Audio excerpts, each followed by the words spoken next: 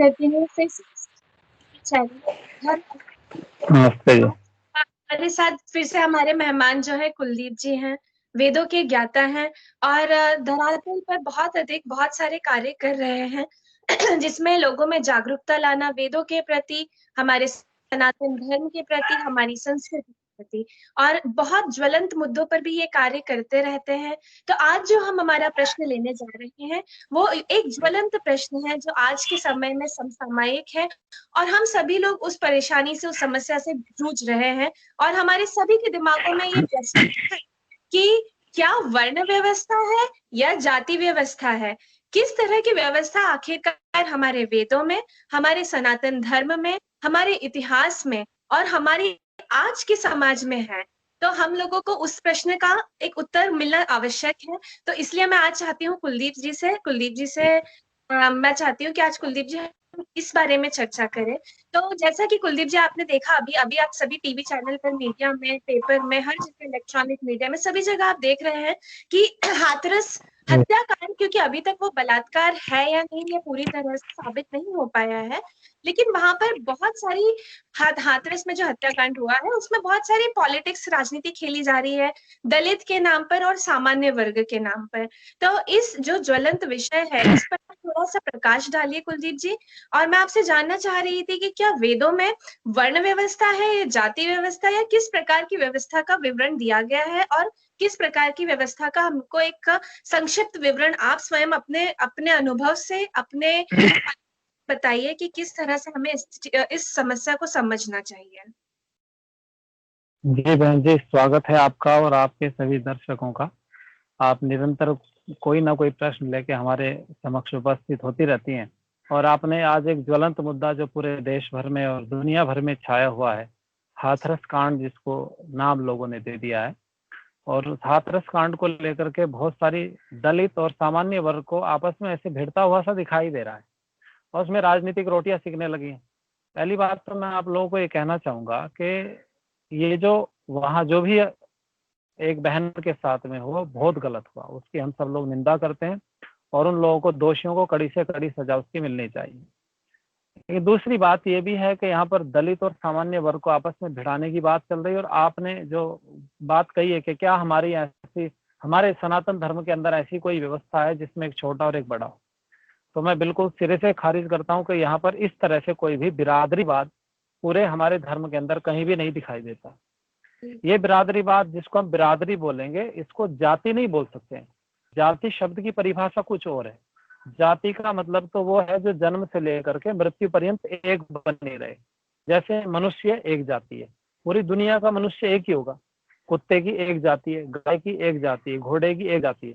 आप देखो, भारत की गाय को भी गाय बोलते हैं और अमेरिका वाली गाय को भी गाय बोलते हैं। तो दुनिया में जो गाय, पशु जो है, उस गाय को गाय बोला जाता है, चाहे वो काली है या धोली है या लाल रंग की है या कोई ऊंची है या छोटी है, मतलब किसी भी नस्ल की है, लेकिन गाय गाय होती है। ऐसे कुत्ता कुत्ता होता है।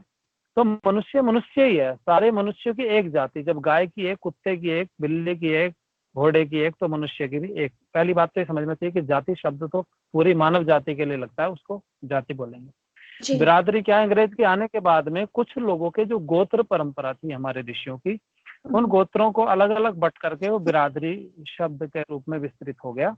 क्योंकि आप अगर ये उठा करके 1000 या 1200 के आसपास इतिहास हम उठाएंगे अपना सन का, 1200 ईस्वी के आसपास का, जो आंग्ल भाषा का चल रहा है, उसमें कहीं भी कोई भी बिरादरी का जिक्र है ही नहीं। नहीं तो होना चाहिए था। तो ये बहुत पुराना नहीं है। मतलब हमारी जो व्यवस्था है उसको अगर हम समझें तो आप यूं इसका आकलन कीजिएगा कि हमारे ऋषियों ने वर्ण व्यवस्था दी थी, जाति व्यवस्था नहीं थी। क्योंकि जाति तो मनुष्य परमात्मा पैदा कर, मनुष्य कर ही नहीं सकता है, परमात्मा की व्यवस्था है। तो ये वर्ण व्यवस्था क्या थी? इसमें 4 वर्ण है। सबसे पहला है ब्राह्मण, दूसरा क्षत्रिय, तीसरा वैश्य और चौथा शूद्र है। ब्राह्मण किसको कहेंगे? क्या कोई किसी के घर में पैदा होने से ब्राह्मण हो सकता है? तो समझना जरा, जो 6 कार्य नित्य करता हो उसको ब्राह्मण कहेंगे। पहला वेद पढ़ना और दूसरा वेद का पढ़ाना, ये दोनों काम करता हो। ध्यान देना, कई बार ये सोचते हैं कि एक काम से तो नहीं काम चलेगा। जो दोनों कार्य करेगा, वेद पढ़ेगा और पढ़ाएगा, 2 काम हो गए। जी। यज्ञ का करना और कराना 4 कार्य हो गए, मतलब अपने घर भी प्रतिदिन करता हो। अगर प्रतिदिन अपने घर में यज्ञ नहीं करता है तो ब्राह्मण नहीं हो सकता है। नहीं। ये समझ रहे हैं? ब्राह्मण के लिए कोई छूट नहीं। हुँ, और 5 बार छठा कार्य है दान का देना और दान का लेना। ये 6 जी, कार्य ब्राह्मण के होते हैं, उसको ब्राह्मण कहते हैं। दूसरा क्षत्रिय। क्षत्रिय का मतलब होता है जो राज्य की व्यवस्था को संभालेगा, राज करेगा और सुरक्षा की जिम्मेवारी लेगा। पूरे राष्ट्र के अंदर जो भी लोग रहते हैं, जो भी जीव रहते हैं, जितने भी लोग उसकी प्रजा जो भी रहती है, उस प्रजा की जिम्मेवारी की या रक्षा करने की जो जिम्मेवारी लेता है, वो राजा होता है। उसको क्षत्रिय हम कहते हैं, जो राज्य की व्यवस्था से जुड़ा है। ऐसे जी। हमारे जो फौजी भाई हैं, वो भी हुँ, क्षत्रिय हैं। जो राजा होता है, राजनीति में जितने भी लोग हैं, वो सब क्षत्रिय की गिनती में आते हैं। जी, और तीसरा है वैश्य। वैश्य का मतलब होता है भरण पोषण करने वाला, जो उदर पूर्ति करेगा, सबकी पेट भरेगा।